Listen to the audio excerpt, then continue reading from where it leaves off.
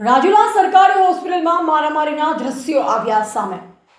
અમરેલી જાફરાબાદ તાલુકાના સિયારબેટ ગામમાં બે જૂથ વચ્ચે મારામારી બાદ એક જૂથના લોકો રાજુલા હોસ્પિટલમાં સારવાર માટે ખસેડાયા બાદ મામલો ઉગ્ર બન્યો। સામેના જૂથના લોકો 10 થી વધુ લોકો લાકડીઓ ધોકા પાઇપ લઈ રાજુલા સિવિલ હોસ્પિટલમાં ઘૂસી કર્યો હુમલો। ઇજાગ્રસ્ત લોકો સારવાર લઈ રહેલ અને હોસ્પિટલ પટાવાળા કર્મી એક વકીલ સહિત 5 લોકો પર કરાયો હુમલો। વકીલ અરવિંદ કુમાર ઉપર હોસ્પિટલ ગ્રાઉન્ડમાં ધોકા પાઇપ વડે અજાણ્યા ઇસમોએ કર્યો હુમલો। હુમલાખોરો લાકડીઓ ધોકા વડે હોસ્પિટલમાં આવી માર મારી હુમલો કરી ફરાર।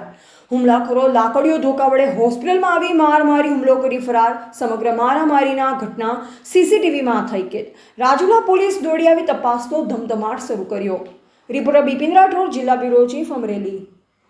બપોરના ટાઈમે એક જાફરાબાદ મરીન પોલીસ સ્ટેશનના શિયાળબેટ જે ટાપુ આવે છે ત્યાં આગળ એક ઝઘડાનો બનાવ બન્યો હતો। જે ઝઘડાનો બનાવ મેઇનલી એ બાબતનો હતો કે જે ફરિયાદી છે એ ફરિયાદીની પોતાની રિક્ષા છે ને રિક્ષાના ભાડા બાબતની બબાલ હતી।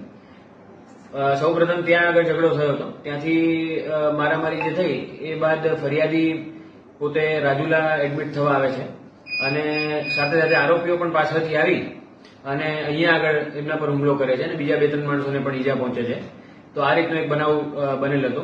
અત્યારે એ જે બનાવ બન્યો છે એ બાબતની ફરિયાદ લેવાની પ્રક્રિયા ચાલુમાં છે। સર, કેટલા લોકો ઉપર હુમલો કર્યો? અત્યાર સુધી 4 જેટલા લોકો અમને મળ્યા છે કે જેમના પર અલગ અલગ ટાઈપના હથિયારોથી હુમલો થયો છે। એક વકીલ છે, એમને પણ અહીંયા હતા, એમના પર પણ હુમલો કરવામાં આવેલ છે।